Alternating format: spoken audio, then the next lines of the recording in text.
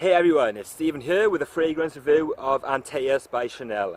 Launched in 1981, this fragrance is 35 years old, 35 years old, and it's still Chanel's greatest male's release in my opinion. So this features top notes of lemon, lime, bergamot, myrrh, clary sage. In the base is basil, thyme, jasmine and rose, and in the base is oak moss, labdanum, castoreum and patchouli. So to me this is a very elegant and classy fragrance. However, saying that, I absolutely love to wear it casually. I'm not really a kind of suit and tie kind of guy, but I just find myself reaching for this very often. I actually put it on now for the walk up to this forestry, and it's quite windy here, and even saying that, I could kind of smell myself as I was walking about. There's a very strong rose and very masculine smell from this fragrance, and so even in the windy conditions it has excellent performance. So in terms of the scent, I find, even though this is a very masculine fragrance, I must admit that it's also beautiful. I didn't actually kind of appreciate that until like maybe my fifth wearing, when I'd actually purchased it, because I always wear this in the office. I go to a place to sell fragrances and I test it quite often, and then I finally made a purchase. And it was only when I kind of first smelled it in my house that I really sort of appreciate the quality of this fragrance. Like when I sprayed it on, I was just kind of like, eyes closed, just really reveling in the scent. I find this just gorgeous. And then, so at the start, the rose is very prominent despite being in the mid. And I don't really get lemon and lime and bergamot. Well, I get bergamot to some degree, there's a bit of an orangeness going on there. But I find the lemon and lime is not present. The castoreum soon kicks in and gives it a very animalistic nuance. Even in this current formulation, there's a lot of talk of how the fragrance used to be a certain way and it used to be a very, very, very strong powerhouse. And Antaeus is now a shadow of its former self.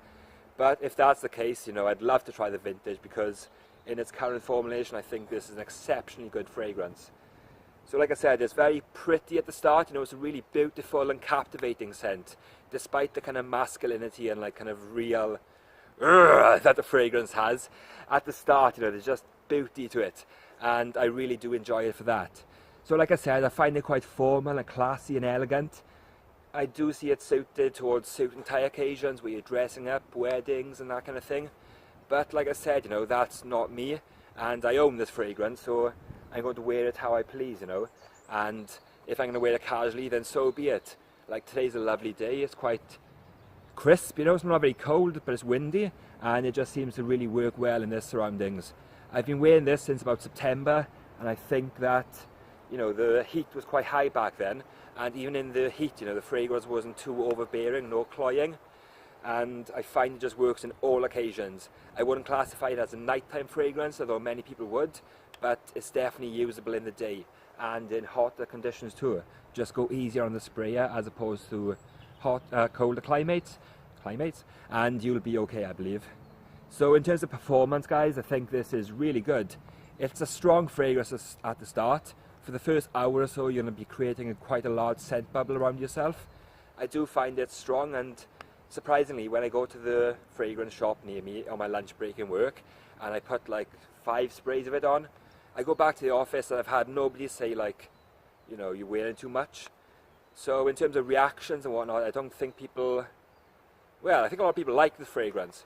I'm jumping ahead of myself a bit there. And yeah, so in terms of the first hour, you're going to be giving up a strong scent bubble, and then after that it does die down a little bit. But the performance is good for the first 4 hours, I believe. For that time, it's not a skin scent, and you are projecting to some degree. And then afterwards the scent does dry down, but it does last for 10 hours to 12 hours for me, which I think is really good. It's way beyond above average for a fragrance, so I'm very happy. And apparently, the vintage formulation was much more of a beast, so who knows. So like I said, the longevity and performance are really good. I absolutely adore the smell.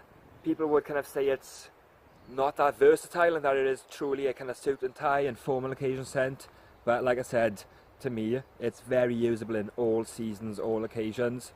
I wouldn't go to the beach wearing this, for example, it's not like a springtime summer scent. But kind of just as you're doing if you're just kind of doing things, you know, you want to smell nice, then this is an absolutely amazing choice. The retail price is quite high. I paid about £40 for a used bottle. Annoyingly, due to the bottle's colour, you can't actually see how much volume is inside. I kind of had to judge based on shaking it and just kind of guessing the weight, but I think it's about 3/4 used. And yeah, retail, I think it's like £70 for 100ml. So it's an expensive fragrance, but you can truly smell the quality in it, I believe. Like, there's definitely synthetic notes in there, but it's not to the fragrance's detriment in any way. I believe this just stands heads and shoulders over many fragrances along its class. Like, I think this and Kouros are on the same level. I think they are both as good as each other. They both serve different functions and they have different vibes. A lot of people compare Kouros and this, but to me, they are definitely different. And I'll be reviewing Kouros soon anyway.